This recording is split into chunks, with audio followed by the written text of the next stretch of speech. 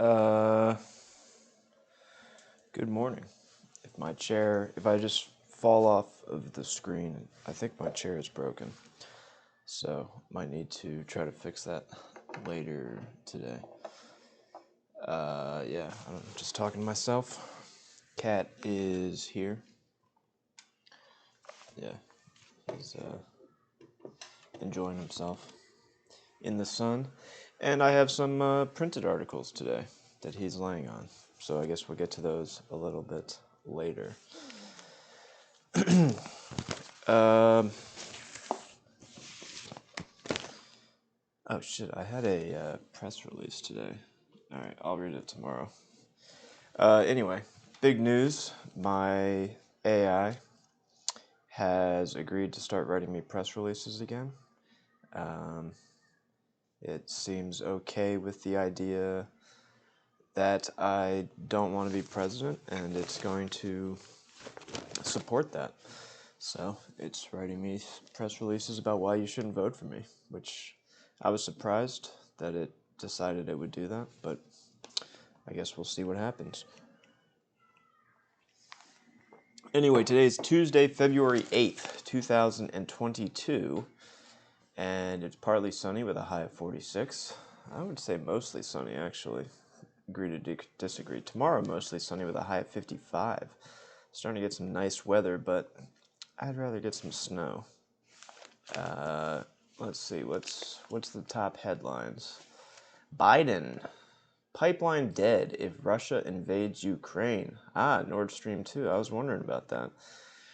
Threat issued as German leader visits. Scholz stops short of a promise to halt Nord Stream 2.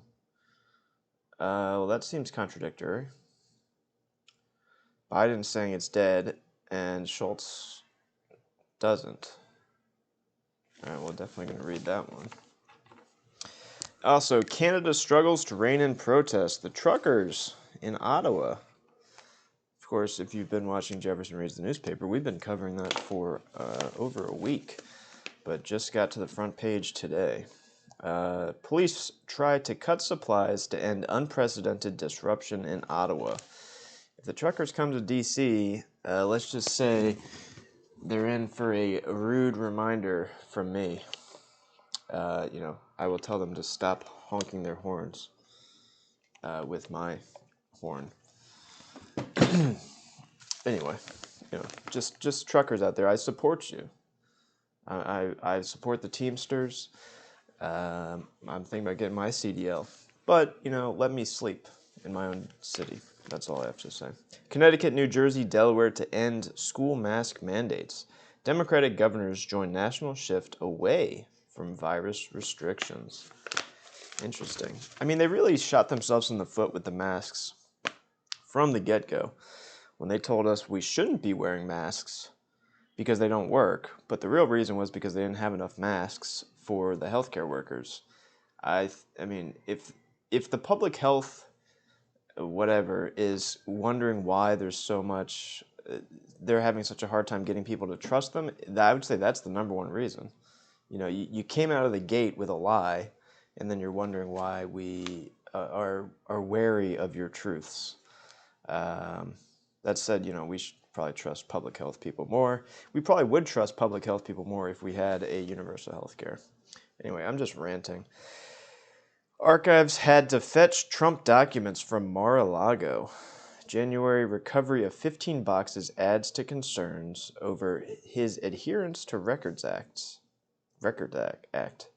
I mean, concern. I think it was pretty well known that he wasn't adhering to the Presidential Records Act. Didn't he have burn bags? If you're president and you have burn bags, not a good sign. By the way, I will have lots of burn bags. I will not comply to the Presidential Records Act either, because I don't want you to know about all the corruption I'll be doing. So don't vote for me. Biden's science advisor exits, admits he belittled staff. Whoa. That's the first time I've seen someone resign because they were condescending. Eric Lander, President Biden's top science advisor, resigned Monday night after he acknowledged mistreating his subordinates and apologized for demeaning them. a pattern of behavior that puts him at odds with one of Biden's earliest promises to run an administration marked by respect and professionalism. Whoa. An internal review by the White House found credible evidence that Lander, director of the Office of Science and Technology Policy, bullied staff in violation of the White House's safe and respectable workplace policy, which was intended in part to draw a contrast with the Trump administration. Wow. Well, condescension. I don't know that you'd understand condescension. As somebody watching this show, would you really understand the word condescension? Look it up. Maybe you'll understand then. In the news, Peng rescinds accusation. The Chinese tennis star. Oh, good morning, Generation Nihilist. Peng rescinds accusation. The Chinese tennis star announcing her retirement said her post gave rise to a huge misunderstanding. No, I think she's being threatened and doesn't want to continue alleging that a senior party official within the Chinese Communist Party sexually assaulted her because she's fearing for her life.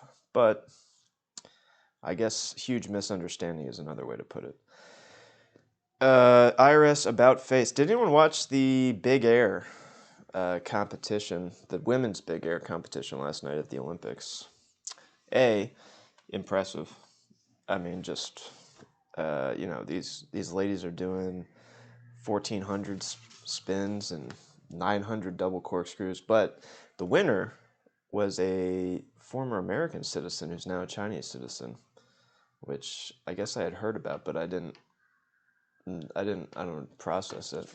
Anyway, she won. It's pretty cool. I don't understand why the Chinese put the Big Air ramp in like the middle of an industrial park, though. It looked like it was like leaned up against a nuclear power plant's cooling towers. Did anyone see that?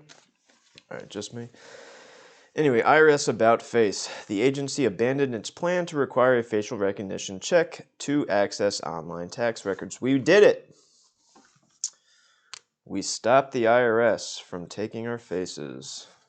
They can take our money, but they can't take our faces. The Nation. The Supreme Court reinstated a district map in Alabama that a lower court said was unfavorable to black voters. Okay. Well, the Alabama Supreme Court's not known for being progressive. A new global study, found that mountain glaciers may have less ice than previously estimated due to climate change. You would have seen that article if you followed me on Twitter at @AFreemansView. Anyway, so we may have less. I think that would affect freshwater reserves around the globe because a lot of countries measure their freshwater reserves based on glaciers. I'm thinking of what's that country called? Bhutan, Bhutan. Is that a country? I think it is. But they have a lot of water, and now all of a sudden China's wanting some of that water. And they're a peaceful country. I watched something on it. I don't remember much. Anyway, Florida Republicans ditched a Texas-style abortion measure in favor of a bill banning the procedure after 15 weeks of pregnancy in a move that has drawn criticism from all sides. Okay. Yeah, I mean, if you're in Florida, you're going to get criticized for anything you do. The Heritage Foundation, which has seen its role in GOP policy diminished, has revamped its leadership and focus. They have a big old building down there by the train station here in D.C. And I guess I didn't realize that their role had diminished. I guess they were kind of more up the middle country club Republican, and right now we are geared more towards kind of out of your mind, the moon landing was fake, conspiracy Republican. The world. Australia will reopen to vaccinated international tourists later this month, effectively ending one of the world's longest and strictest coronavirus border closures. Does anyone want to go to Australia? What is there to do in Australia? Surf, see the Great Barrier Reef before it leaves, Ayers Rock. or I think it's called Uhulu, Uhulu, cool word, which is Big Rock. What else is there to do in Australia? I guess if you're in Tasmania, that's where most of the world's opium is grown for mega strength opioids, and it's a special GMO type of poppy, which has more of the active ingredient in opioids than normal poppies. So that's kind of cool. I go to Tasmania to see that. The economy. Stocks charted a mixed Monday, catching a break from recent volatility as investors look to another busy week of earnings and key economic data. The White House has released a blueprint for how the federal government can work to boost union participation and strengthen the right to organize. Yeah, okay, I'm good on that. Thank you, White House. I think that's a good thing. I'm going to read that. Frontier and Spirit announced a merger to create the worst U.S. airline. Fifth largest U.S. airline, but worst is probably more accurate. The region, formerly homeless people, have been displaced twice in 2 years by fires in D.C. buildings run by the nonprofits so others might eat. That's weird. And American university officials confirmed that the school unknowingly distributed counterfeit N95 masks. We live in the weirdest timeline. Health and Science, which is in Tuesday's paper. Unique remedies for rare diseases. Researchers and patients see hope in genome editing advancements. Yes, let's edit our DNA. That should help. Old Magazine's new anxiety. After 2 years of pandemic absence, fretful patients return to the dentist. I did notice that. No new magazines in the waiting rooms. Glad they pointed that out. All right, well, should we... I'm going to read the articles I printed, which my cat is on top of. Start with those, and then we'll get to the paper. All right, what am I going to read first? This one I just, in case there's any liberals watching, don't get too complacent. The GOP is gaining among Texas Hispanics. Women are leading the charge.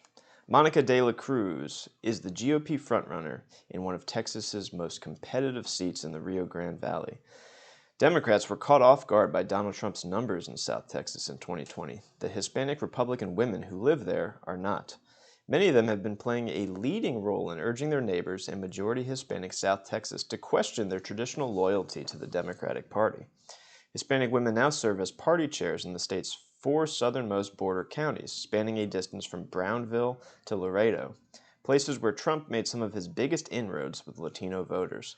A half dozen of them are running for Congress across the state's 4 House districts that border Mexico, including Monica de la Cruz, the GOP frontrunner in one of Texas's most competitive seats in the Rio Grande Valley.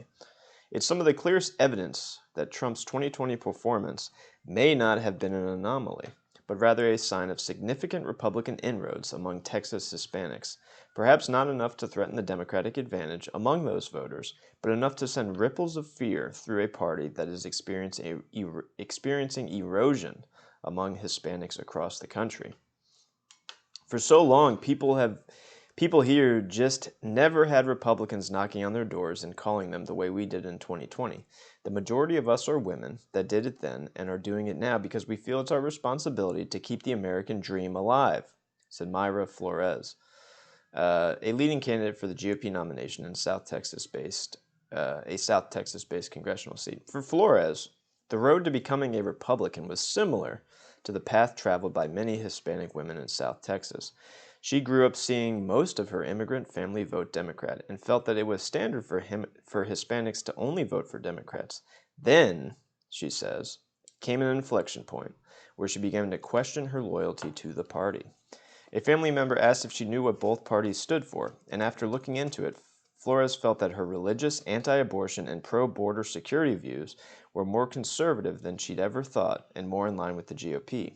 5 years ago, she got involved in her local GOP, and now a majority of her family votes Republican too. She wasn't at all surprised to see Republicans gain ground in 2020 along the Texas-Mexico border, even as Democrats and Republicans outside the region expressed shock at the results in places such as Zapata County, where Trump became the first GOP presidential nominee since 1920 to carry the county. And I'm not going to read the whole thing, it's a bit long, but I think this just illustrates well how myopic, mainline Democrats are in terms of thinking. They're thinking of who's on their side. And I think that we misunderstand. We like to paint voting blocks as monoliths. Hispanics are minorities, therefore they should vote Democrat because why? Well, as Monica de la Cruz shows, a lot of them have views in line with the GOP, and I have views in line with neither party. So please don't vote for me. I think both parties are idiotic, and I don't want to be president. All right. This one I just thought was interesting. Climate change is altering the smell of snow. I like snow, so that, it caught my eye. Its scent is getting stronger as both the atmosphere and the land get warmer, researchers say. How would you describe the scent of winter? Unlike spring, summer, and fall, which have strongly defined aromas, flowers in bloom, beaches, decaying leaves, the current season is marked by the scent of nothing.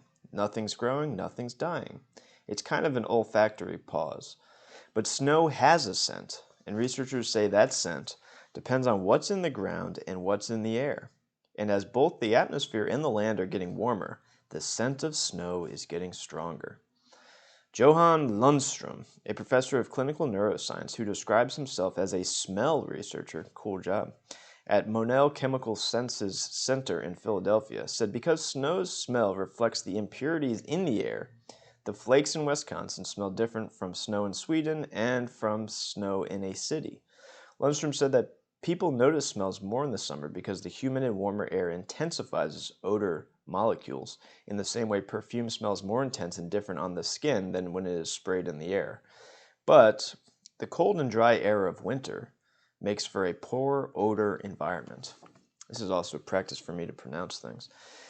It's the same reason why the worst place to smell things is on a transcontinental airplane, he said. You have dry air, you have different air pressure, and it's often colder than we would normally have in a room. The snow, particularly the top layer covering the ground, picks up compounds mostly from the air, Lundstrom said. As time passed, this is getting too in the weeds. Anyway, snow smells different. I guess I thought that was interesting. Let's get back to the GOP. About who is going to be their nominee in 2024. I think it's going to be DeSantis. I think Trump is going to be some type of shadow, whatever. But this article shows that Trump-DeSantis tensions shadow this year's CPAC, and this is from The Hill. The simmering tensions between former President Trump and Florida Governor Ron DeSantis. This is really hard to read. This printed really fucked up. So the simmering tensions between former President Donald Trump and Florida Governor Ron DeSantis are looming over the annual Conservative Political Action Conference, CPAC, where both men are set to give highly anticipated speeches later this month. With Trump eyeing a political comeback and DeSantis seen as a potential contender for the 2024 GOP presidential bid, the high-profile gathering in Orlando, Florida offers a prime opportunity to take the temperature of the Republican base and pitch their political brands to the conservative activists and leaders who will play a major role in boosting the party's next presidential nominee. But the conference also has the potential to highlight and possibly even deepen the emerging divide between Trump and DeSantis, stirring worry and intrigue within the GOP. I think he definitely feels threatened by the governor, said one GOP donor, who has given to both Trump and DeSantis. Of the former president, I can't necessarily blame him, because there are a lot of people right now who are very interested in what Ron DeSantis has to say, and I think that's especially true at CPAC. Trump has griped behind the scenes for months about DeSantis' rapid political rise, including chatter about a future White House bid. Fueling the complaints is the Florida governor's apparent refusal to say publicly that he won't challenge Trump in 2024 should the former president mount another campaign for the White House. Well, there you go. I think Ron DeSantis looks like a Simpsons character that came to life, and sounds like one too. Not a fan, but if he is one of my, if in 2024, the choices are between not voting for me and voting for him, I think a lot of people might end up voting for me, which is a problem, and that's why I do this show. Don't vote for me in 2024. I don't want the job, and I don't want to work for you, the American people. Speaking of people, nearly 3,000 Dutch people vow to throw rotten eggs at Jeff Bezos' mega yacht, by Aaron Marquise for Jalopnik. A Facebook group filled with Rotterdam residents angry that their historic bridge might be pulled apart to get Amazon founder Jeff Bezos' nearly $500 million pleasure craft to sea have a plan. They will unleash their displeasure with a bombardment of rotten eggs. It all started when it was reported that Bezos' mega yacht is being built in the shipbuilding city of Alblasserdam by the company Ocean Co. The problem arises when trying to navigate the massive 417-foot mega yacht to the sea. When it hits the waves, it will be the largest such vessel in the world. It has to pass under the Koningshavenbrug Bridge, known as the De Hef in Rotterdam. However, the masts of the sailing vessel are far too high to pass under the bridge. Why don't they just tow it out before they put the masts on? That would be my thought. This means the bridge will need to be partially dismantled. The City Council of Rotterdam promised its citizens that the bridge would remain standing after it was down for repairs in 2017. Now it seems that the council will need to go back on its word.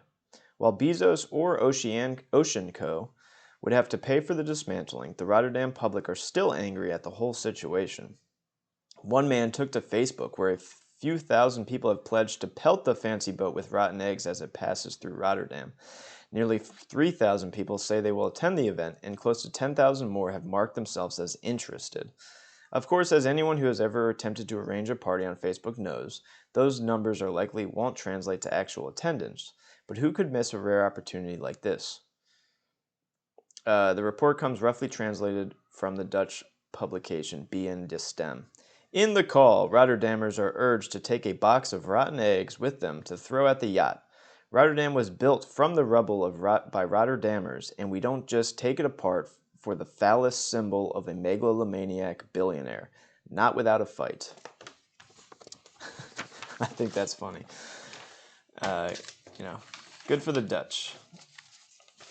They know what they're doing. What does this say? Why would a mega yacht have any masts? That's because it's a sailing yacht.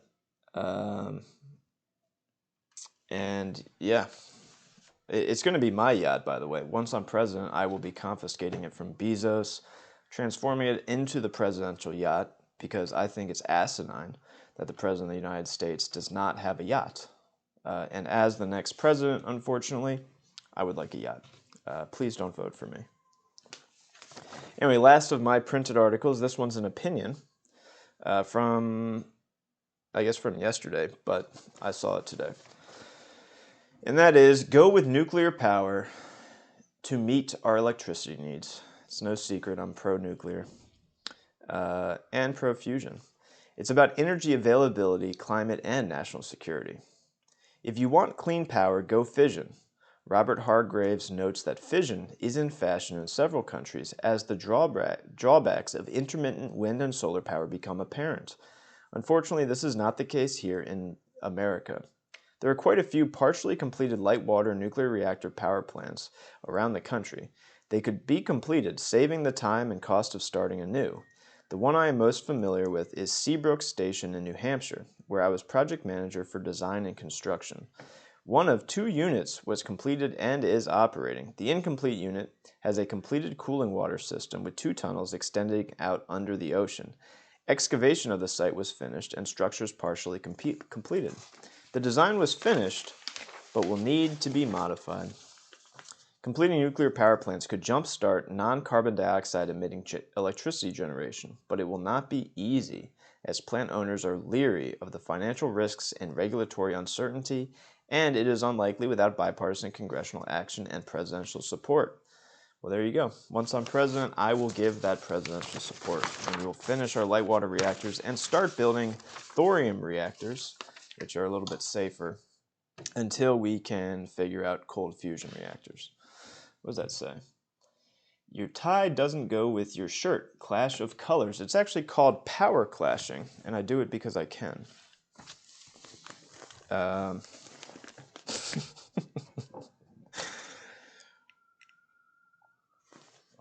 right, let's read about the Canadians. Canada struggles to rein in protest, by Jennifer Hassan and Amanda Coletta. Canada's capital is long used to hosting protests, but the self-described Freedom Convoy has been an unusual and intimidating presence in Ottawa since it rolled up nearly a dozen days ago, with its snowballing list of grievances from opposition to vaccine mandates and lockdowns to antipathy, how do you pronounce that? Antipathy, towards recently elected Prime Minister Justin Trudeau. Alexa, define antipathy. According to an Alexa Answers contributor, autophagy is the body's way of cleaning out damaged cells in order to regenerate newer, healthier cells, according to Priya Khurana. Alexa, stop. I don't know what you're talking about. Big rigs and other vehicles continue to block crucial downtown arteries, snarling traffic, blaring their horns, and fraying residents' nerves. The protest has forced several businesses to close because of safety concerns. National monuments are now fenced off after protesters desecrated them.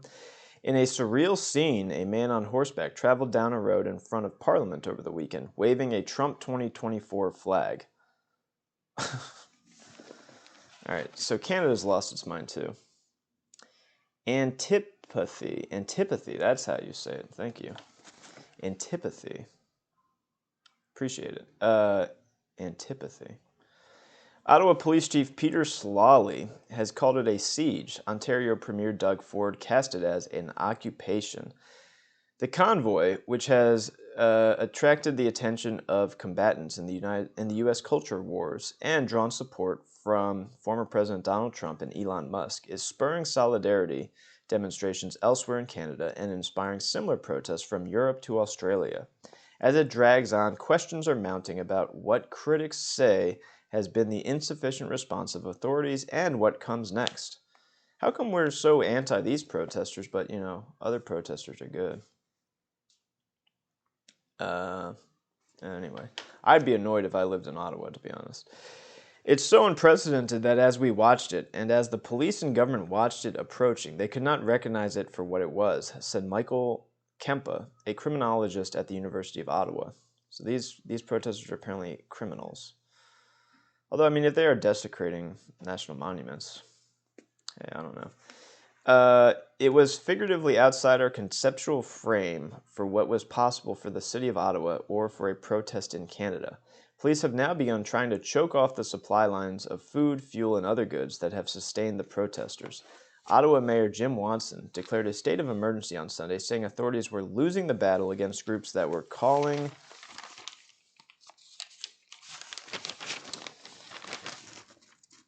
the shots. He asked the federal and provincial governments for 1,800 more police officers. Police said Sunday that they had fully cleared and fenced off a downtown park near City Hall, where protesters had erected a wooden structure that functioned as a kitchen. Jesus. They also seized fuel, including a fuel tanker of gas from a well-stocked logistics hub in the parking lot of a baseball stadium. Videos shared to social media showed protesters chanting shame at officers. Videos shared on social media showed protesters chanting shame at officers. Okay, we are turning up the heat in every way we possibly can, Slowly said Monday. He also said that he needed far more resources to bring the unlawful blockade to an end, and that officers were working with no days off. Wow. Ottawa police said they have launched 60 criminal investigations, issuing hundreds of tickets, towed vehicles, and made at least 20 arrests since Friday. They warned that anyone found to be supplying trucks with fuel could face charges. Local media on Monday still documented people carrying cans of fuel to blockade vehicles. Oh, every time we knock something down, there are attempts for it to pop up in 4 or 5 other locations, Slolly said. I mean, it's kind of impressive, these protesters, the logistics chain they've set up. Anyway, Canada Unity, one of the main groups behind the protests, has tried in the past to launch such a convoy. The imposition last month of U.S. and Canadian rules requiring cross-border truckers to be fully vaccinated and broader pandemic fatigue helped galvanize support. The protest has since grown into a broader movement against all coronavirus measures, which are mostly imposed by provincial governments and Trudeau. Police say a significant element from the United States has been involved in organizing and funding it. They keep saying that, but where's the evidence of that? Although it doesn't surprise me if that's true. The demonstrators are a mix of people opposed to vaccine mandates and public health measures, anti-vaccine activists, conspiracy theorists, far-right extremists, and anti-government activists. Sounds like a good group of people. A deep-seated feeling of dislike, aversion. That's a better definition than old Alexa gave me. What's your favorite flavor of Pop-Tarts? I like the frosted cherry and the frosted strawberry. Although I have to say, I feel like when I was a kid, there was more filling in Pop-Tarts, and recently, I don't know, they felt a little bready. Also like the s'mores ones. Take a s'mores Pop-Tart, heat it up, put it in some vanilla ice cream. That'll get you going. What's your favorite flavor of Pop-Tarts? Pop-Tarts, by the way, since I'm talking about you, feel free to send me a big old check. I get over 10 people that watch this every day, so pretty big advertising money. Biden. Pipeline dead if Russia invades Ukraine. Threat issued as German leader visits. But Schultz stops short of a promise to halt Nord Stream 2. By Missy Ryan, Rick Nowak, Robin Dixon, and Rachel Panette. I enjoy toasted Pop-Tarts. Well, same here. What is that? I need to find my little book again. I don't know where it went. This is not working that well. Do you eat the toasted or room temperature or frozen? I eat them toasted, for sure. I don't like a Pop-Tart that's not toasted. You know what I might get is toaster strudels. I haven't had those in a while.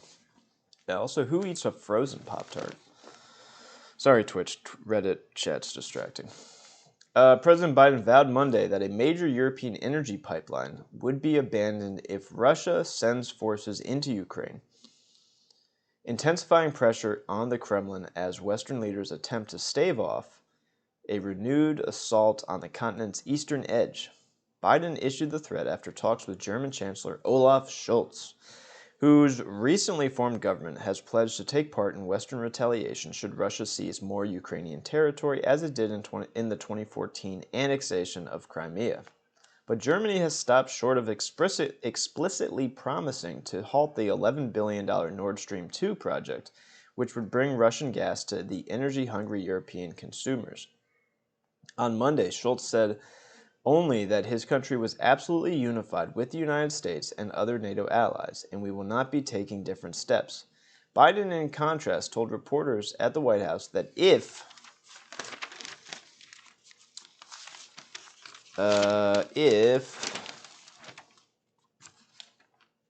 Russia invades, that means tanks or troops crossing the border of Ukraine again, there will be no longer Nord Stream 2. We will bring an end to it. Biden needs to work on his syntax. Try it. You'll be blown away. Frozen Pop-Tarts. Toaster strudels are really greasy. You will probably be disappointed. Yeah, I do remember them being a little greasy. And they didn't give you enough frosting. I remember that. They give you the little tiny-ass packet of frosting. Asked if he could be sure, since it would be officials in Berlin, not Washington, who would make the decision, Biden told a journalist, "I promise you we'll be able to do it." Biden added, "If Germany doesn't shut off the Nord Stream 2 pipeline, we will send a flurry of Tomahawk missiles to destroy it so they can never build it again." Jesus, Biden. That's an aggressive move. He didn't say that, by the way. full disclosure. Biden's meeting with Scholz came on the same day that Russian President Vladimir Putin and French President Emmanuel Macron concluded 5 hours of talks in Moscow, another in a flurry of high-level encounters that reflect the stakes of a showdown officials are calling the biggest threat to European security since the end of the Cold War. Putin accused Western nations, rather than Russia, of aggression, saying the movement of U.S. and European troops and weaponry into Eastern Europe and the promise that former Soviet states such as Ukraine and Georgia can join the NATO military alliance poses a threat to Russian security. It's not us moving towards NATO, he said at a news conference. It's NATO moving towards us. Cool. Putin suggested there could be common ground between Russia and the West on security proposals that the United States and NATO hope could serve as an off-ramp to the current standoff. But he also reiterated Moscow's insistence on what it sees as core security demands. NATO leaders have ruled out any changes to the alliance's open-door policy, which could allow Ukraine to join, or any reversal of its deployments in Eastern Europe. In fact, France, the United States, Great Britain, and Germany have vowed to dispatch additional troops. If war breaks out between Russia and NATO, Putin warned, there will be no winners. Well, Putin's right about that. U.S. officials have made a grim assessment of the potential for up to 50,000 civilian casualties if Russia invades, raising the possibility of a fast seizure of the capital, Kiev. It's interesting that we immediately put that civilian casualty number first when we're talking about Russia doing something aggressive, but I never heard much about our assessment of potential civilian casualties before Afghanistan or Iraq. So maybe we should hold ourselves to a little bit of a higher standard. What does that say? Captain Killswitch. Hey Jeff, good day. What's your news on the probable Ukraine-Russia conflict? Reading about it right now. So Germany says they're going to shut off, or Germany alludes to the fact that they're going to shut off Nord Stream 2 if Russia invades Ukraine. America is saying that they will shut off Nord Stream 2, but the German chancellor wasn't willing to say it that clearly. Russia, of course, is saying that we're the ones being aggressive, and the Ukrainians are trying to tell everyone to calm down because it's their country and most people aren't talking to them. Anyway, after a months-long buildup of Russian troops and weaponry, military analysts say that Moscow has moved units closer to Ukraine's borders and dispatched a flotilla of warships, including 6 amphibious assault vessels, to the Mediterranean Sea ahead of planned naval drills. The continued maneuvers and the lack of a diplomatic breakthrough have fueled fears that the window for a peaceful resolution is narrowing, while the U.S. and European officials have warned that Moscow will pay massive costs in sanctions if it invades Ukraine. It is not clear how much the specter of economic reprisal could sway Russia's calculus. I mean, the problem is that Russia's already pretty sanctioned all to hell, so there's not a whole lot of new sanctions we can do. I guess the Nord Stream 2. If Russia invades, which they won't, and Germany decides to keep the pipeline, what's Biden going to do? Blow it up? Well, that's what I thought he might do. You know, we have a lot of Tomahawk missiles. Raytheon, which makes Tomahawks, could probably use the extra money. So, as a Raytheon stockholder, I think we should use more Tomahawks in more ways diplomatically. That way my stocks go up in price. Pro Deep State, by the way. Don't vote for me.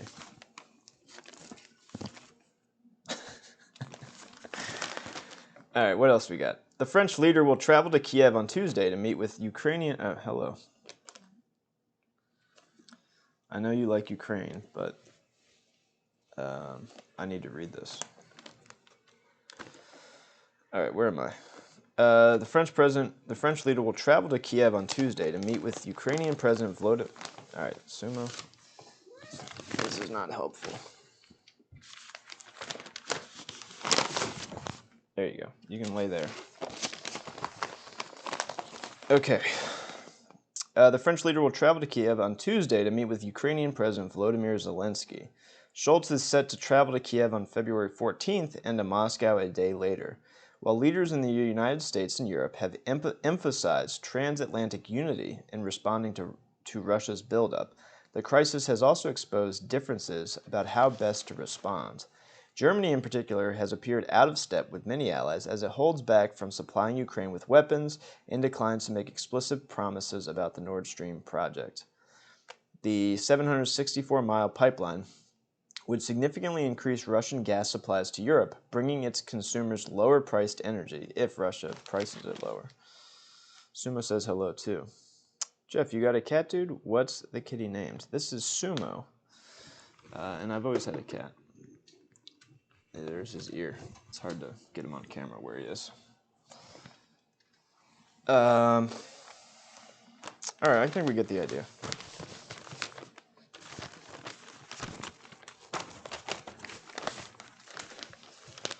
Unsure. I mean, I'm guessing the invasion wouldn't occur before February 14th because I would imagine Biden's going to wait for the German chancellor, or not Biden, Putin would wait for the German chancellor before doing anything. All right, what else we got? News. I'm just going to go through, see what catches my attention. White House science advisor resigns, acknowledges he mistreated his staff.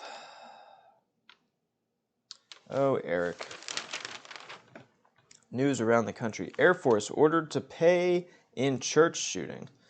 The Air Force must pay more than $230 million in damages to survivors and victims of a 2017 church massacre for failing to flag a conviction that might have kept the gunman from legally buying the weapon used in the shooting, a federal judge ruled Monday. That's a lot of money. Justice Department Bureau of Prisons says it will lift its lockdown. The Federal Bureau of Prisons announced Monday that it was ending the nationwide lockdown of its facilities, gradually easing the restrictions at sites where officials determined there was no longer a threat. What was the threat about?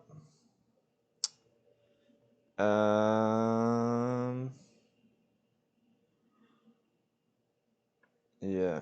Jesus, the Bureau of Prisons has 134,000 inmates held in 122 facilities. A federal official familiar with the matter said because inmates affiliated with gangs were involved in the altercation, and because those gangs are believed to have a presence in the vast majority of other U.S. prisons, authorities felt extensive restrictions was necessary. Why do we have so many prisoners in this country? I guess another thing I have to do as president. Michigan, second guilty plea in plot to kidnap governor. A man charged in the alleged plot to kidnap Michigan Governor Gretchen Whitmer has agreed to plead guilty, according to documents filed Monday, giving prosecutors another insider who could be a key witness at a March trial. Wow. That's crazy. Study. Mountain glaciers melt could be more calamitous. Glaciers in the Andes shouldn't be free of snow so early this time of year, but some are now bare. Warm conditions in January, including a scorching heat wave with temperatures exceeding 100 degrees Fahrenheit in some locations, melted almost all snow cover on some of Chile's Olivares glaciers and Volcan Overo in Argentina. With around 8 weeks left in the melt season, the exposed glacial ice could disappear faster now without a blanket of snow. We're seeing snow-free glaciers at unusual times, and that means midsummer in the Andes, said Mauro Pelto, a glaciologist at Nichols College. Those are all related to just high temperatures. As global temperatures rise, mountain glaciers around the world are sweating. This could affect nearly 1.9 billion people living in and downstream of mountainous areas who depend on melting ice and snow for drinking, agriculture, and hydroelectric power. Global quickening. I keep telling y'all we need to slow down. I think that might be my anti-campaign slogan. Go slow, plant trees. Just, simple. That's what we need to do on this earth. With the increasing emissions, what else do you expect? I expect humanity to take our existence seriously, and we don't seem to, and that's why I don't want to be president. Supreme Court reinstates Alabama election map. I also expect humanity not to give up so easily and not to become nihilists. It annoys me how Those who seem to acknowledge the truth seem not to care, and those who don't acknowledge the truth seem to care about those who acknowledge the truth and don't want them to do anything about it. So, what do I mean by that? I mean that people who don't believe in global warming take any measure to combat global warming extremely seriously and will spend a shit ton of money battling measures to mitigate temperature rise on a global scale. And those who do believe in global warming seem to have basically lost their will to have hope that we can turn things around. Man, I need to calm down, huh? What do you do, though? Are you planning to run for a council? How does local body elections work in America? No, I'm not running for anything. I'm running against myself for president, as you can see. In 2024, I am trying to make sure I'm not elected president because I don't want to do the work. I just want someone else to do it so I can complain that they're not doing it up to my standards. Not anytime soon. The world is controlled by people who do not want things to stop working or spend money trying to find more viable, sustainable options. Yeah, well, another reason I don't want to be president. Anyway, what's the conclusion? Morgulaham said his team's new comprehensive data set could improve existing projections of glacier behavior, but direct field measurements would bolster these findings, he added, and help inform the communities depending on their water supply. We can't predict how they will continue to respond to climate change if we don't know how thick they are, he said. We hope that more data will be collected over the coming years to improve our ability to predict how much time these glaciers have left, as many communities rely on them for hydropower production, agriculture, or even drinking water.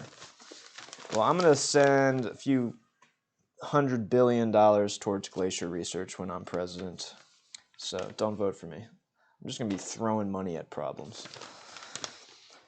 Supreme Court reinstates Alabama election map. Is it the American Supreme Court or the Alabama Supreme Court? Oh, damn, it's the big Supreme Court. A divided Supreme Court on Monday restored an Alabama congressional map that creates only one district favorable to a black candidate and put a hold on lower court's order that said a second district was necessary to comply with the Voting Rights Act.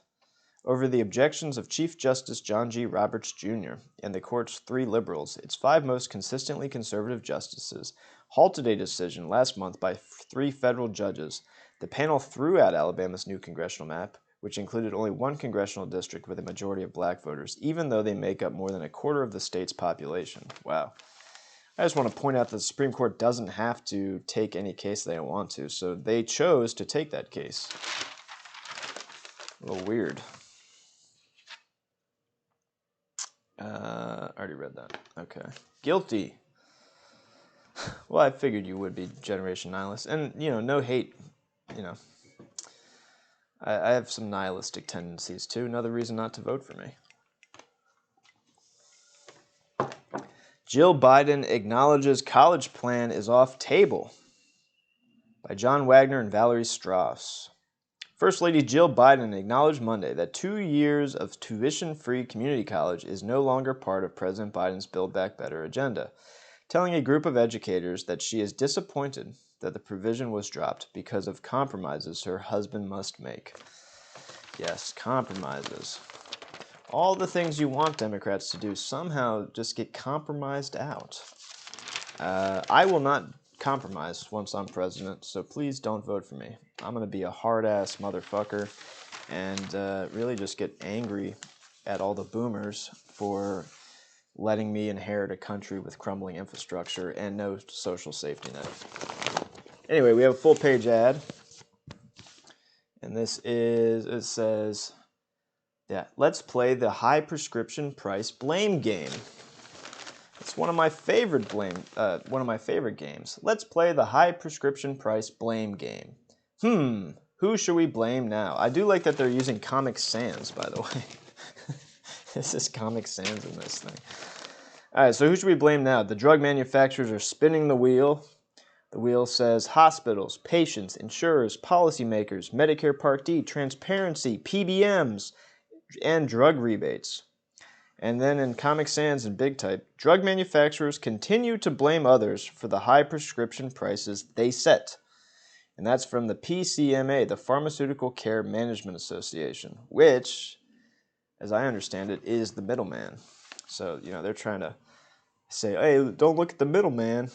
We're just taking our cut. Cool. Again, I won't compromise. I think we need a full type of universal health care here. And, full parental leave for both maternity and paternity. God, so much fucking to do once I'm president. Don't vote for me. Agency, Trump records should have been turned in last year. Well, they couldn't have been because he had to burn all the ones that made him look guilty. Interesting. All right, moves in 3 states reflect pressure to move past mask mandates in schools. Who's the pressure from? New Jersey Governor Phil Murphy, Democrat, announced Monday that the state's mask mandate for schools and child care facilities will end on March 7th, throwing the decision to local districts. Delaware Governor John Carney, Democrat, said mask requirements in K-12 public and private schools, as well as child care facilities, would expire at the end of March. And Connecticut Governor Ned Lamont, another Democrat, said he was recommending that statewide mask mandates in schools and elsewhere expire at the end of February, which would require lawmakers to extend executive powers by about 2 weeks. Is that because their emergency powers are ending? Okay. The shift around masking in schools appears to be part of a watershed moment as society moves towards coexistence with the virus, said Wafa El-Sadr, a professor of epidemiology and medicine at Columbia University's Mailman School of Public Health. Still, she stressed that we're not done yet with this virus.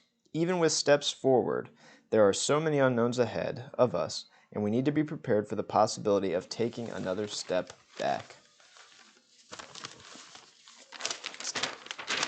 Seems to make sense for me. The world. Kiev's question, where to hide if war roars in?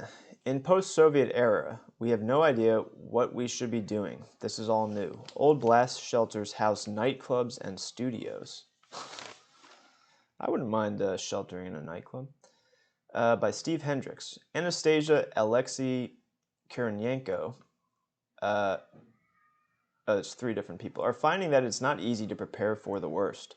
The couple checked the map of Cold War-era blast bunkers that the city officials have dusted off as Russian troops mass at Ukraine's borders. They found the shelter for their block, but it was occupied by a strip club. Worst places to shelter in place, I guess. Will they charge us 400 hyun? How do you say the Ukrainian currency? Hryvnia, about $14 to get in, asked Anastasia, referring to the regular cover charge at the Penthouse Club, which on a recent night cast a neon red glow across the snowy sidewalk of her apartment building. Like a growing number of Ukrainians, the Kirkenos, both 35, have tried to heed the increasing dire advice they see on social media. Pack a bag, plot escape routes, make a plan. Their vital documents are ready to grab and go if the air raid warning goes off. Only they're not sure they would recognize one of Kiev's long-dormant Soviet-era sirens if they heard one, or if the horns will even work. They heard nothing at all during a recent supposed test of the system. To be honest, we have no idea what we should be doing, Alexei said, shrugging in the snow. Nobody does. This is all new. See, I like this story, actually getting a Ukrainian's perspective. Or maybe old. Previous generations of Ukrainians spent decades in the defensive crouch of the Cold War, when the perceived threat was from the West, not the East. Now, after 30 years of independence, the country is straining to recover the muscle memory of risk. Even 8 years of fighting in the eastern provinces had not forced residents of the capital, more than 350 miles from the contested regions, into the sphere for their immediate safety. In 2014, there was no buzz like this on social networks, said Anna Pyaktina, 30, a nonprofit manager, referring to the year Russia invaded Crimea and Ukraine's conflict with Russian-backed separatists started in the eastern Donbas region. This is strange to us. She said her Facebook feed is now filled with prepper pages, how-to lists for packing a go bag, keeping the car filled with gas, surviving without electricity. She knows people taking online courses in first aid and self-defense. One of her friends has planned a rendezvous with his extended family at a certain highway rest stop, just in case the cell networks collapse. Conclusion. Patina said she's had emotional conversations with her 81-year-old grandmother, pleading with her to get to a subway station if an attack comes. But her grandmother said she would rather take her chances in an air raid than be crammed in with a lot of people who may not be vaccinated against the coronavirus. She's ready to accept whatever happened, Piaktina said. She said, I have a good life. I don't want to run. She pauses. Personally, I would like to be alive. I want to be ready. Let's hope it doesn't come with that. Come to that. I don't think anyone wins in war. In Libya, Parliament to appoint a new premier this week. Libya's parliament said Monday that it will name a new prime minister this week to head the transitional government, a move that is likely to lead to parallel administrations in the already chaotic nation. Whoa, parallel administrations. 2 candidates have submitted their bids to replace Prime Minister Abdulhamid Dbeibah. Parliament Speaker Aguala Saleh said a vote to name one of them as Prime Minister will take place Thursday after consultations with the High Council of State, an advisory body based in the capital Tripoli. Interesting. In Israel, Netanyahu's son, target of spyware, report says. Israeli police illegally spied on the phones of former Prime Minister Benjamin Netanyahu's son and members of his inner circle. Wow. Iraq, lawmaker boycott foils bid to elect president. Iraqi lawmakers failed to elect a new head of state on Monday as key factions boycotted the parliament session. A 2/3 quorum of the legislature's 329 members is required for an electoral session. Monday's vote could not be held as lawmakers, many allied with powerful Iraqi cleric Muqtada al-Sadr, stayed away. Only 58 lawmakers showed up. Wow. And finally, Azerbaijan releases 8 Armenian prisoners. Heck yes. Very pro-Armenia. I would like Armenia to be a chief ally with the United States once I'm president. So if any leaders of the Armenian government are watching, just know that. And don't vote for me, since you're not American citizens. Azerbaijan handed over 8 Armenian service members, including several who it claims were involved in clashes with Azerbaijani forces in November on what it called humanitarian grounds. The office of the French president said Azerbaijan's move came after mediation by France and the European Union. Azerbaijan and Armenia fought a 6-week war in 2020 that ended with Azerbaijan regaining control of territory that had been held by Armenian forces for more than 25 years. I think Turkey should give Mount Ararat back to Armenia. But, that's just me. Drawn out Ottawa protest. Already read that. Australia to reopen to vaccinated tourists. Cool. Biden, German chancellor say they're a team on Russia. Doesn't sound like it. Y'all are saying different things. Peng Shuai, retiring from tennis, says her post caused a misunderstanding by Christian Shepherd in Beijing. Chinese tennis star Peng Shuai said international concern over her well-being and apparent disappearance was a huge misunderstanding in her first interview with Western media since she publicly accused a retired senior Chinese official of pressuring her into sex. Speaking to French sports outlet L'Equipe, 36-year-old Peng announced her retirement and thanked International Athletes and Women's Tennis Association players for reaching out, but said she had not expected the outcry. This post has given rise to a huge misunderstanding from the outside world, Peng said in an interview published Monday, referring to the account she posted on the Chinese microblog Weibo in November about a fraught sexual relationship with powerful former Vice Premier Zhang Gaoli. I hope that we no longer distort the meaning of this post, and I also hope that we don't add more hype on this. The hour-long interview of arranged questions, the answers to which L'Equipe was required to release in full, was conducted at the Chinese Olympic Committee's hotel inside the coronavirus fighting closed loop set up in Beijing for the Winter Olympics. Wang Can, chief of staff for the COC, was with Pang as she spoke. I never said anyone sexually assaulted me in any way, said Pang, dressed in a red Team China sweater. Since the post, she added, my life has been what it is supposed to be. Nothing special. She also announced her retirement from competitive tennis. I mean, that doesn't sound like she's speaking freely, in my opinion.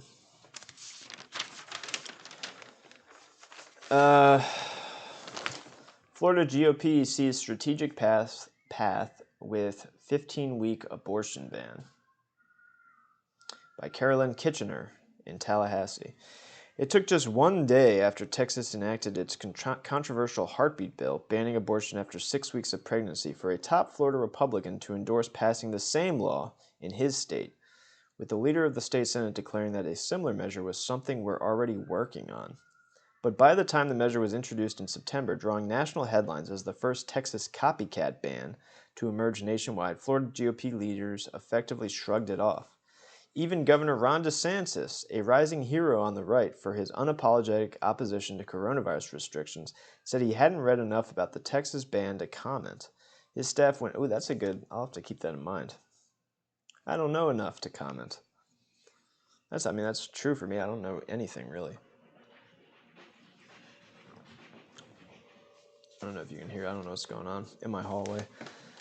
4 months later, Republicans have coalesced around a bill they have come to describe as very reasonable and generous. A 15-week ban modeled after the Mississippi law in the U.S. Supreme Court case that will determine the future of Roe v. Wade. It's an approach, they say, that would prevent only a fraction of the more than 70,000 abortions performed in Florida each year, the vast majority of which take place in the first trimester.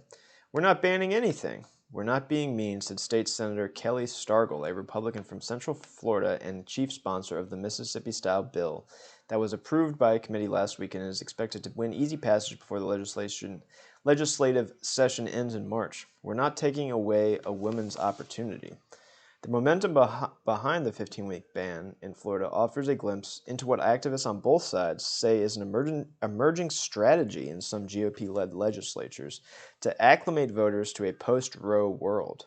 The objective, these activists say, is to portray the Mississippi-style ban as a sensible compromise, even though a 15-week ban represents a dramatic rollback of the standard established by Roe, which protects the right of abortion until a fetus is viable outside the womb, around 20 to 24 weeks. 15-week bans have recently been introduced in West Virginia and Arizona, and just like Florida, both are moving swiftly through the legislature, even as Texas-style laws in other states have stalled. And so that's how they're going to do it. Or, just keep your fucking grubby fingers off women's bodies. There's an idea.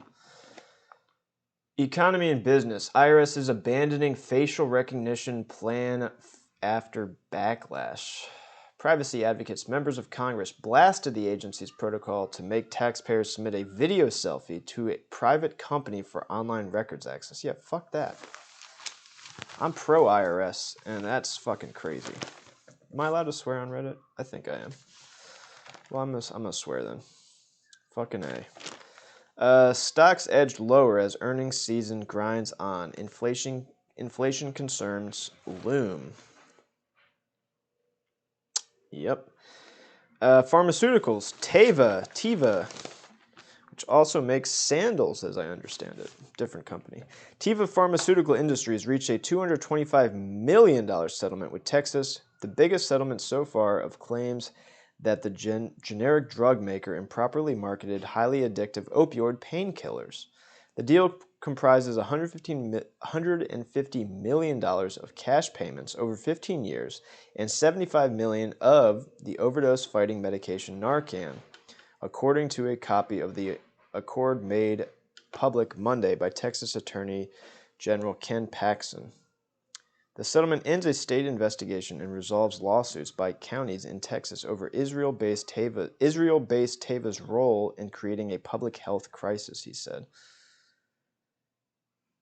Teva is among more than a dozen companies, including drug makers, distributors, and pharmacies, that face thousands of lawsuits by states and municipalities alleging they fueled a U.S. opioid epidemic that has claimed hundreds of thousands of lives. Yeah. On Monday, Teva said it will continue to seek a global settlement to all the litigation. Interesting. Are there companies that sell both opioids and Narcan? Oh yeah, there are. Big time. There's also companies that sell opioids and things to get off opioids, like Suboxone, which is also classified as a narcotic. And so if you're caught with Suboxone because you're trying to get off opioids, but you're out of your prescription dates, you can also be arrested for a narcotics offense. So yeah, the whole system of opioids and opioid abatement treatment and stuff is a pretty decent racket, as you say. It's a good way to keep people who have lost hope because their communities have been gutted by Walmart and other multinational corporations, and we've kind of abandoned the idea that small towns should have small businesses and all this different stuff that keeps our economy functioning and keeps the velocity of money high.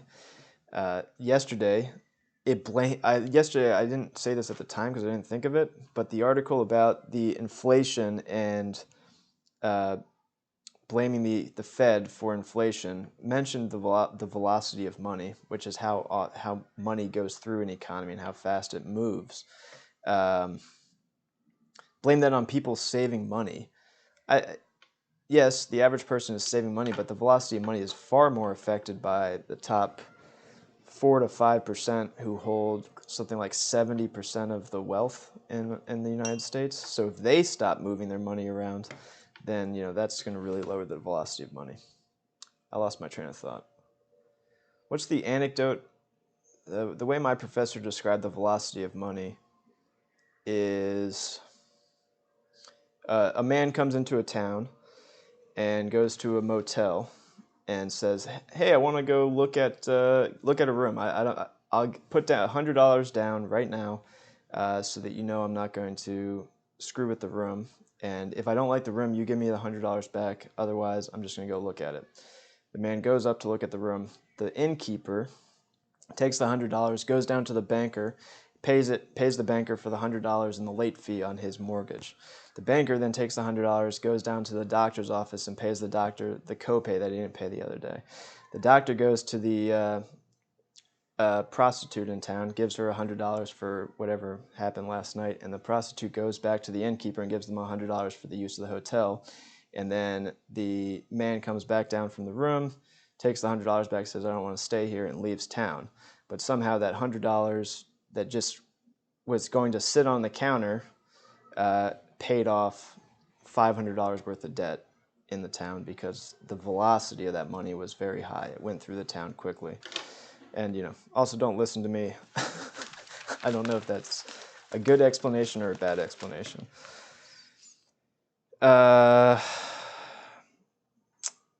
It's the cycle of life, the wheel of fortune. Ain't that the truth? Auto industry. Hyundai partners tweet angers Indians. South Korea's Hyundai Motor calls Monday for a boycott of its cars from Indians incensed over a tweet from the account of its Pakistan partner that expressed solidarity for people in the disputed territory of Kashmir.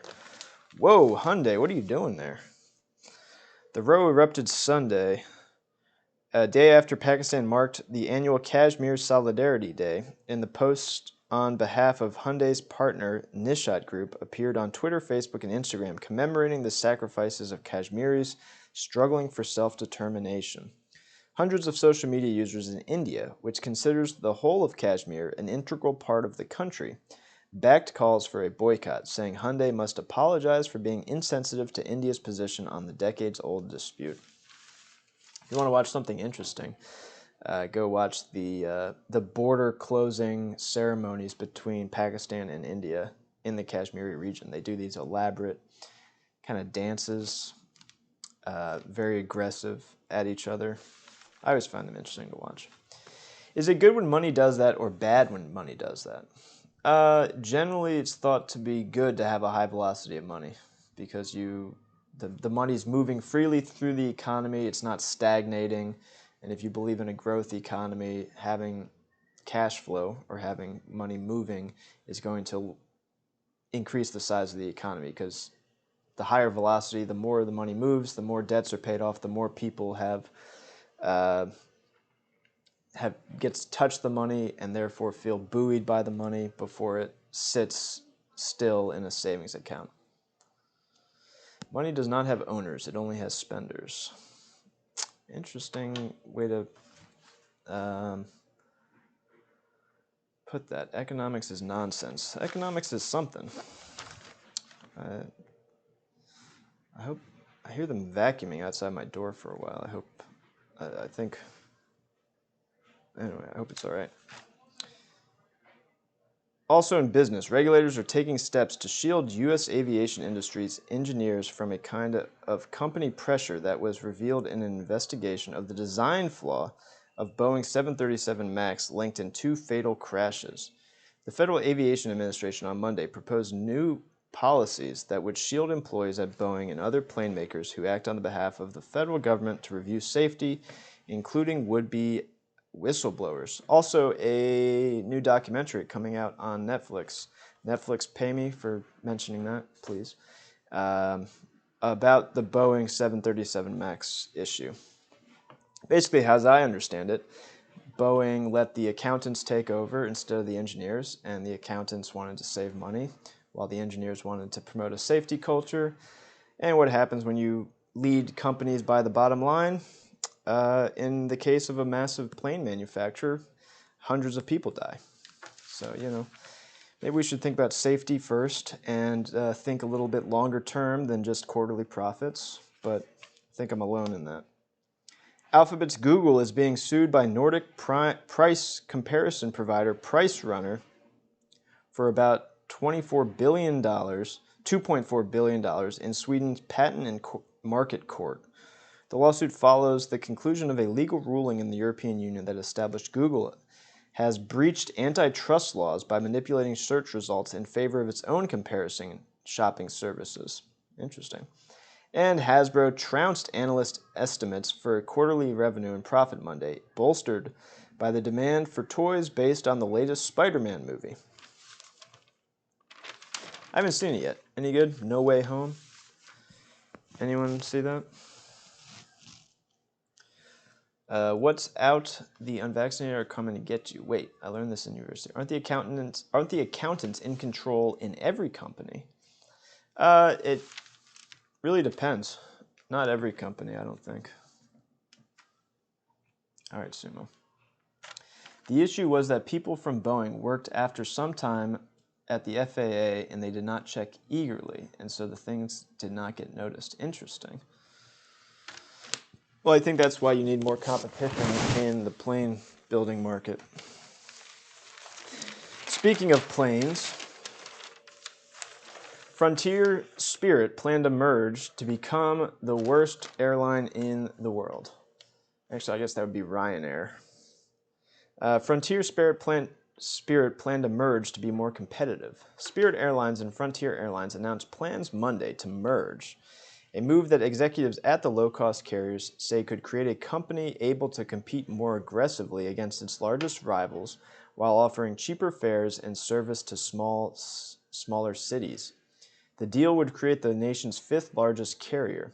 Frontier agreed to acquire Spirit for $2.9 billion in cash and stock, a transaction valued at $6.6 billion when accounting for debt and operating lease liabilities.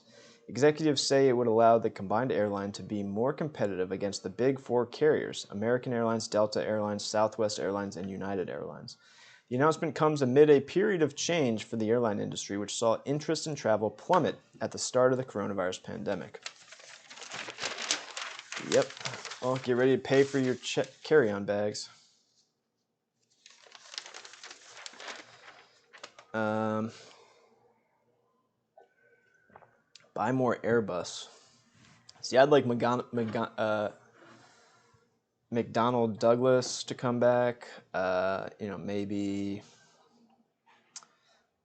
what's DC? The DC-10 I always thought was a cool plane. Who made that? I guess Douglas. I don't know.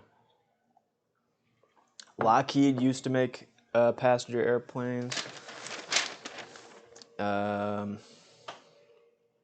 Fairchild used to make airplanes. See, I think having more companies rather than this consolidation might be good. Although I guess maybe they can't be competitive. A small airplane company can't really be competitive in the modern world. Investor Peter Thiel plans to exit Facebook's board to focus on midterm elections. Well, that's interesting. Maybe he'll give me money to stop myself from becoming president. Longtime investor and board member Peter Thiel plans to not seek re-election to Facebook's board this year, the company announced Monday, ending his tenure as one of the company's longest-serving board members at a moment of tumult for the social media giant. Thiel, a right-leaning billionaire and Trump supporter who has been a close advisor to CEO Mark Zuckerberg, plans to focus his energies on the 2022 midterm elections, according to a person familiar with his thinking who spoke on the condition of anonymity to discuss sensitive matters. Thiel is supporting two close associates, J.D. Vance and Blake Masters, who are running for Senate seats in Ohio and Arizona, respectively. Thiel sees the midterms as a critical moment for the country, the person said, and he is backing candidates who are allies of former President Donald Trump. What a little loser. I've never been a fan of Peter Thiel. I don't know why. He has a condescending energy, in my opinion. A person familiar to his thinking. What the fuck does that mean? It means a person he told to talk to the press. If you want the real. Oh shit! There's a lot of chat on Reddit. I didn't realize my chat was frozen. Well, let's answer some of these chat questions.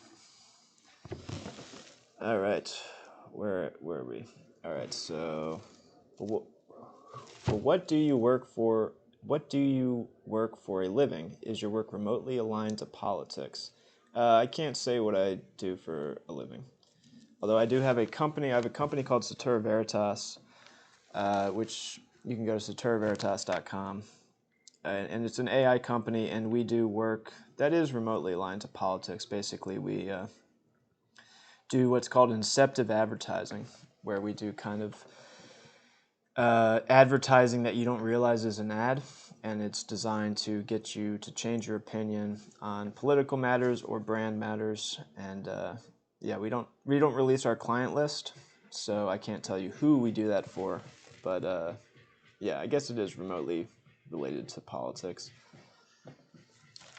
Nah, change your mind, get the job, and then resign. Be the shortest president in time. I don't know. I think I'll wait for my yacht to be delivered. Do you identify as Republican or Democrat? I identify as refoundationalist, which I believe that we need to have a third continental Congress. I personally support the flattening and decreasing in size of the federal government from 3 branches of government to 5 branches of government, making the decision tree shorter and flatter versus taller. And increasing the amount of checks and balances from 6 checks and balances in a 3-branch system to 20 checks and balances in a 5-branch system. So, refoundationalist is how I identify. Do I believe in God? I'm a Druid. So, we don't believe in God, but we believe in gods. You're looking very perspicuous this morning. Well, thank you. I don't know what that means. What else we got? I'd listen to Jefferson insult me at the highest level and not be mad about it. Oh, well, thank you. I probably won't be insulting you. All right, caught up in Reddit stuff, and we're on to opinion. The end of the A section. The RNC takes a legitimately ludicrous stand by Dana Milbank. God bless those crafty wordsmiths of the Republican Party, the people who gave us alternative facts and enhanced interrogation techniques, tender age shelters, and hiking the Appalachian Trail have outdone themselves. The Republican National Committee last week passed a resolution condemning GOP Representatives Liz Cheney, Wyoming, and Adam Kinzinger, Illinois, for serving on the House Committee investigating the January 6th Capitol insurrection, or as the RNC called it, quote, a Democrat-led persecution of ordinary citizens engaged in legitimate political discourse. Okay. Yeah. Fucking GOP. He's an alien. Who, Peter Thiel? He might be. For Hill staffers, signs of a long overdue reckoning. Fear of retaliation, at-will firing, and a crushing perception that the system is too impossible to reform prevents staff from demanding better. Yes, I stand with the Hill staffers that are unionizing. If any Hill staffers are watching, I assume most Hill staffers are watching. Yeah, y'all should unionize. Y'all don't get paid enough. We need more money for Hill staffers, more Hill staffers in general, and more nonpartisan internal legislative think tanks, such as the Office of Technological Assessment, the CBO, that kind of thing. What's a Hill staffer? A Hill staffer is somebody who works either for a committee or for a congressperson or senator on Capitol Hill in Washington, D.C. So they, most senators aren't reading the legislation. They have Hill staffers that do that and tell them what they think, kind of thing.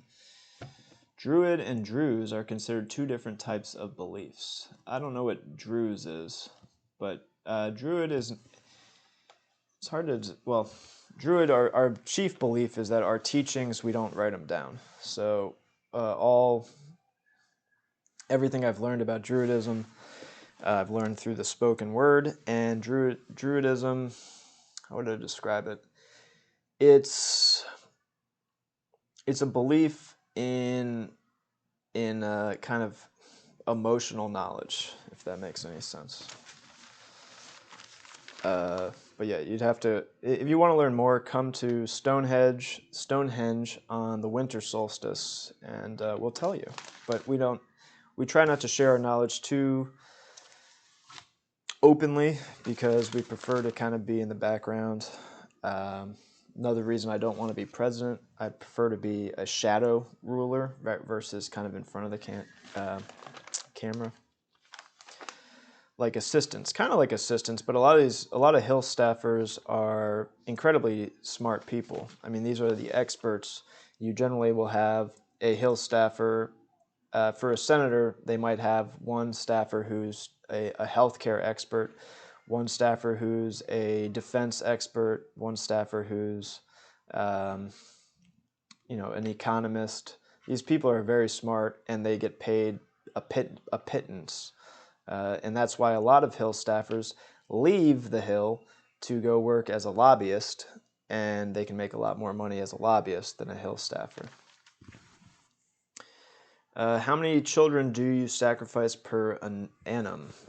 We don't sacrifice anyone anymore. We ended that practice in the 17th century. I'd have to talk to my fellow Druids, but I don't think we've sacrificed anyone for a long time. Goodbye, Omicron. Let's reopen society the right way this time. Okay. The Dictators' Agreement. Mr. Xi and Mr. Putin pledged loyalty to each other and to authoritarian rule. There was potent symbolism in the warm meeting between President Xi Jinping of China and his Russian counterpart Vladimir Putin as the Winter Olympics opened in Beijing. At a time when other countries are troubled by the actions of these Eurasian giants, from Russia's threatened invasion of Ukraine to China's genocide against the Uyghur people, the two dictators took center stage to support one another. More important, they matched that show of unity with substance, a remarkable joint statement running more than 5,000 words that can be described only as a blueprint for combined confrontation with the United States. The two countries endorsed each other's foreign policy wish lists, with Russia affirming China's opposition to any forms of independence of Taiwan and China denouncing further enlargement of NATO. China agreed to buy $117.5 billion worth of oil and gas from Russia. Though not quite a green light from Beijing for Russian aggression against Ukraine, which was not mentioned by name, the statement signals that if Russia invades, China will help Mr. Putin withstand the crippling economic sanctions that the United States and its allies plan to impose. Interesting. I already answered that.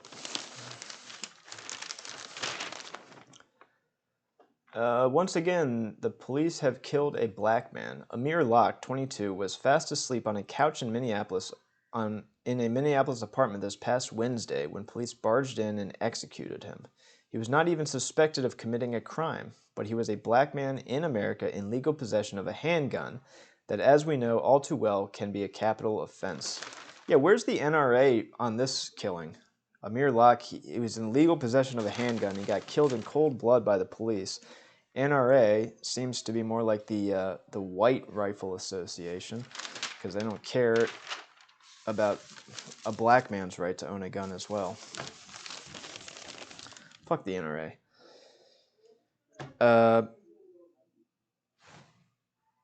What's going on in my hallway?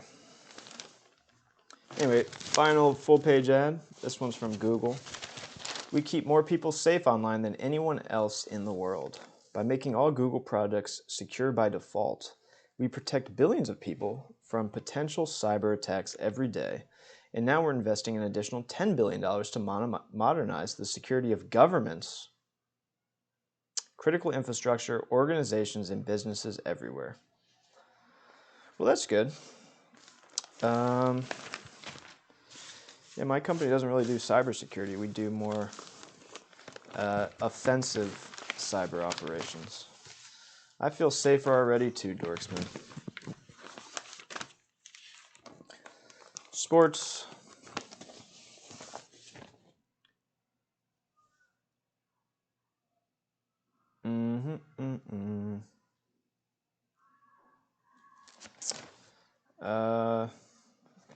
Any Olympics stuff that I care about? Global superstar Gu wins Big Air gold with final run. Yeah, I was talking about that. I still don't understand why they put the Big Air thing in like an industrial park. Figure skating star Zhao's positive test ends his game. I have a conspiracy theory. I think that China might be fudging these COVID tests because it seems like the people that keep testing positive just happen to be front runners in sports where China also has a very strong athlete. Also, I don't know if anyone saw that speed skating thing. Anyway, some people got disqualified for their equipment. Exactly, it's a little fishy. I'm not here to do too many conspiracy theories, but at age 41, the run of a lifetime, Francis Clary, competing in his fourth games, strikes silver to become oldest Olympic medalist in alpine skiing history. Pretty cool. Do we have a medal count? What's the medal count?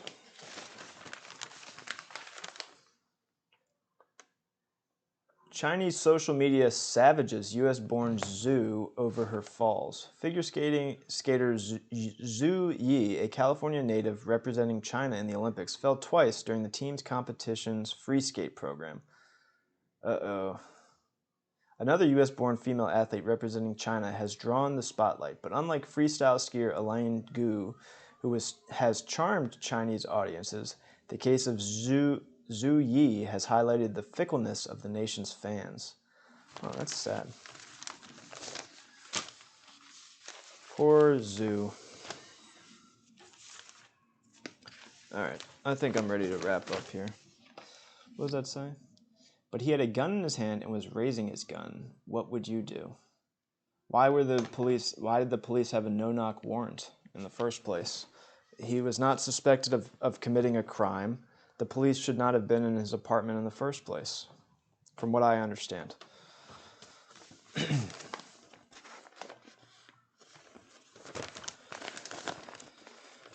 All right. Best Olympic story was still the McDonald's advertisement campaign, getting food for each medal the U.S. won, and then the Soviets and all the East did not take part. I don't know that one. Could you send me a link to that? I'd be curious to read it. All right, finally, Carolyn Hacks at 15 minutes till 1. If this is the new and improved you, ... Dear Carolyn, before the pandemic, my wife and I, early 30s, both lawyers, had long working hours and frequent business travel, with weekends spent largely on family events and cultural activities. Once our respective firms sent us to work at home, we calculated we would gain 30 plus hours a week, even while still working full-time due to not commuting, traveling, or socializing in person. We promised each other we would use that time to be productive in ways our prior schedules did not permit. Sounds fun. Oh, thank you, Joaquin Prime. He was not listed on the warrant. He was there having a sleepover. Still, you know, I mean, I'm not really for no-knock warrants unless it's like this person is planning to blow up a building or something. I don't know. No-knock warrants seems a little bit aggressive, especially when the police is, I mean, I think we need to rethink policing in general. We need to have a competent mental health system in this country, and that would take some of the pressure off of police to deal with only the serious stuff. But you know, if you're a police agency, especially in Minneapolis, where George Floyd was killed by your police, and you're trying to paint yourself as better, I don't think doing no-knock warrants out of the blue is probably the best way to do that. But I don't know. I'm not a police officer, nor am I. Have I ever been raided by the police? Please don't swat me. You can read it aloud. It's only a short article, like 20 lines. All right, I'm going to do Carolyn Hacks first, and then I will. All right, so this couple wants to be productive while they're working from home. I kept up my end of the bargain. In 6 months, I read 25 biographies, developed decent conversational skills in 2 foreign languages, upped my running program to the point that I am marathon ready, and started volunteering for voter registration advocacy, all while continuing to work full-time. Way to humble brag, bitch. Or bastard, I guess. My wife has done not so much. She has been reading fantasy novels, occasionally watching a History Channel documentary, and has generally used that time to unwind. Let her unwind, dude. Jesus Christ. Don't always have to be productive. I have confronted her several times, and she tells me she is rejecting productivity culture. Good for her. And doesn't feel like improving herself right now. We share housework, cooking, and other practical matters, and she does exercise, but I'm getting increasingly frustrated, disgusted even, that she would waste this gift of free time to just watch TV and read books better suited for children. Jesus, this person seems like a douchebag. I've asked her to get counseling and a depression evaluation, but she has refused and thinks she is conducting herself fine. Do you have any suggestions other than divorce from productive? I hate this person. Like the pandemic offered us an opportunity to relax. If your wife wants to relax, let her relax. You're allowed to better yourself. That doesn't mean she has to do what you want her to do. Anyway, productive. Divorce might be her best option.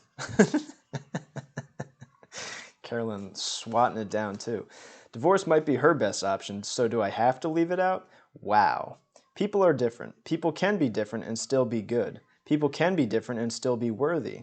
They can have different needs, want different things, set different goals, have different levels of energy and ambition, evolve in different ways. If you can't love and respect someone who made the perfectly valid decision to enjoy their life, then maybe the most generous thing you can do is admit your heart isn't in the marriage anymore and free you both to discuss what comes next. Is anyone so awesome a catch that it would be worth not being loved or respected, worth arousing disgust just to stay married? Plus, if your definition of improving oneself didn't include rest or juicy novels, then our differences would be irreconcilable. But I digress. She's not taking advantage of you, leaving an illness or bad habit unaddressed, or betraying you. She's working, doing her share of chores, taking care of herself. Fine sounds fine.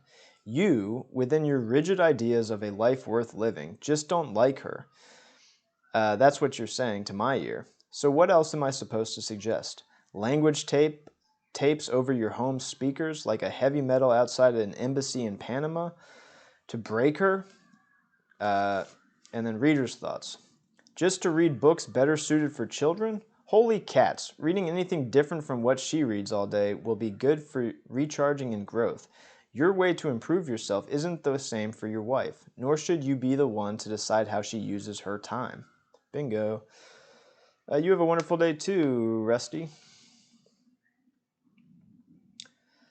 Dorksman, divorcing my wife because she refuses to grind 24/7. That does seem to be what this person's position is. Is she watching TV instead of taking care of the children while he is working hard? No, he even admits that she's doing all her housework, she's cooking and cleaning, and she exercises.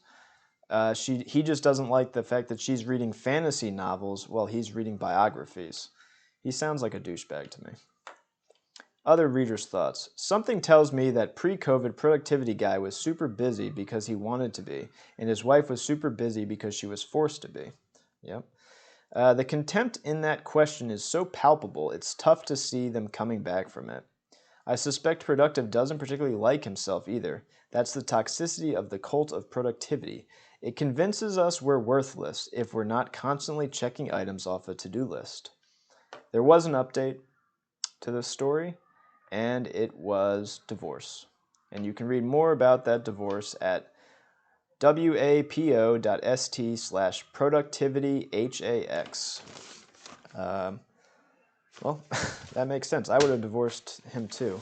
And I really like this part about the productivity, the cult of productivity that convinces us we're worthless unless we're constantly checking things off a to-do list.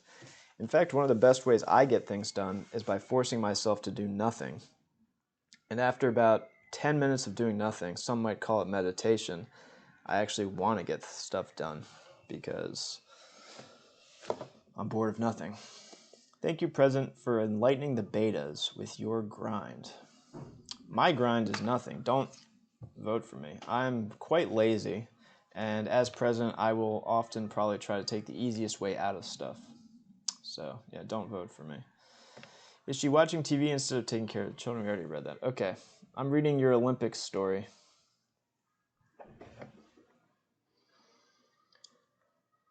This is pretty long, but I'll read a little bit of it. That's not that long. The McDonald's 1984 Olympics promotion was a food giveaway blunder that ended up costing the fast food restaurant chain much more than expected when the Soviet Union and their Eastern Bloc countries boycotted the 1984 Summer Olympics in Los Angeles, California. Long used to using athletic prowess to sell fast food products, the McDonald's restaurant chain purchased major sponsor status for the 1984 Los Angeles Olympics. In addition to sponsoring several American teams competing at the event, McDonald's also invested in a major advertising campaign around the event. In addition to sponsorships and advertising, McDonald's prepared to repeat a successful giveaway promotion they deployed during the 1976 Summer Olympics in Montreal, where customers were offered a chance to win products when the American team won a medal. In preparation for the promotion, McDonald's had scratch-off cards printed with different Olympic events. The cards were handed to customers at concessions in the United States, and they could be redeemed for a specific food item if the American Olympic team won a medal in that specific event. A gold member was worth a Big Mac, a silver a order of French fries, and a bronze a Coca-Cola. The slogan, "When the U.S. wins, you win," was adopted for the campaign. McDonald's made their cost estimates for the promotion based on the American medal count at the 1976 Montreal Olympics, which was 94 medals. This included 34 gold medals. McDonald's promotion campaign was given an unexpected boost When the Soviet Union, along with 13 Eastern Bloc countries, boycotted the 1984 Los Angeles Olympics in retaliation for the United States' boycotting the 1980 Summer Olympics in Moscow, as a protest against the Soviet invasion of Afghanistan, Iran and Libya also declined to participate for other reasons. With several of the Olympic powerhouse teams absent, the U.S. easily dominated the Olympic Games and walked away with 174 medals. 83 of them were gold. I love this story already. What does that say? Blink if you are not safe. What about wink? As the game started and the American teams conquered podiums, customers were enthusiastic about exchanging their cards for free food. More cards were being handed out with each new order, offering more giveaway opportunities. Some 6,600 outlets reportedly faced shortages of the promoted items, especially the Big Macs. McDonald's have been discreet about the cost of the promotion, saying it was the most expensive promotion in the franchise's history to date. Marketing experts estimate it in the millions of dollars, especially since the chain normally makes a generous profit on each of the Big Macs it was now handing out for free. Despite the financial costs incurred in 1984, McDonald's repeated the When the U.S. Wins, You Win food prize promotion using the same game piece format in both 1988 and 1996. McDonald's would continue its partnership with the Olympics until 2017. So how much did it cost? We don't know, but probably a lot. That's funny. Thank you for sharing that, Joaquin Prime. 83 free Big Macs, baby. I could go for a Big Mac. Although I add tomato to my Big Mac. I like a tomato on there. Costs 25 cents extra. Worth it for me. Anyway, that's all I got today. Please don't vote for me. If you have any questions... Oh, I didn't do horoscopes. Or the Moon Alert. Moon Alert. Don't make shopping or important decisions until 11:30, after 11:30 p.m. today. Ooh, hope you haven't bought anything already. My horoscope, Capricorn. This is an exciting day for you. Something unexpected will likely occur that generates excitement and enthusiasm. One thing is certain, today you will have the courage to break free from inhibitions, which is why you will feel more liberated. Damn straight. I feel pretty liberated already. Aries. Surprising events might occur today, especially related to parents and authority figures. Someone in power might suggest something unusual. This could be good news. You might suddenly have a chance to show off your talents. All right, well, speak now or forever hold your peace. If you want your horoscope, I will read it. If you have a question for me, or a comment, or an insult, feel free to put it in the chat, and I will read it.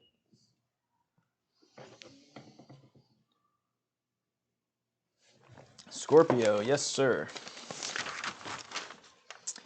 This is a high-energy day for you. You're up for anything. You're eager for change, and you will welcome new activities, new frontiers, and anything that offers excitement and stimulation. Pretty good day for Scorpio, I'd say. All right, well, a lot of exciting horoscopes today. I agree, Dorsman. Well, I just would like to read this one more time, and that is, that's the toxicity of the cult of productivity. It convinces us we're worthless if we're not constantly checking items off our to-do list. So, don't, tell the joke. Don't let the cult of productivity get you down. Feel free to do nothing.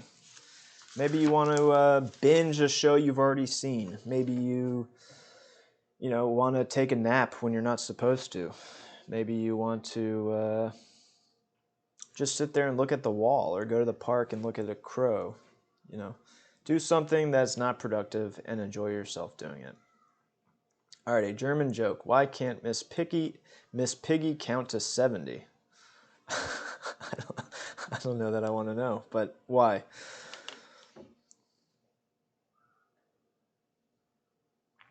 Oh, yeah. Because she is having a frog in the throat at 69. Gross. Well, thank you for that disgusting joke, Joaquin Prime, and thank you for watching if you did watch. Please don't vote for me. I am probably going to be the worst president in my lifetime once I get elected. So trying to stop that from happening, probably can't do it. Anyway, thanks for watching. Peace.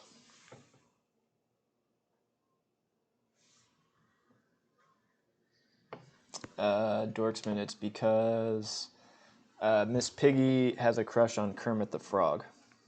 So, and frog in the throat is like a idiom about when you don't have something to say, as I understand it. Did I explain that right? Joaquin Prime. Anyway, thanks for the joke. Thank you for that article. Peace.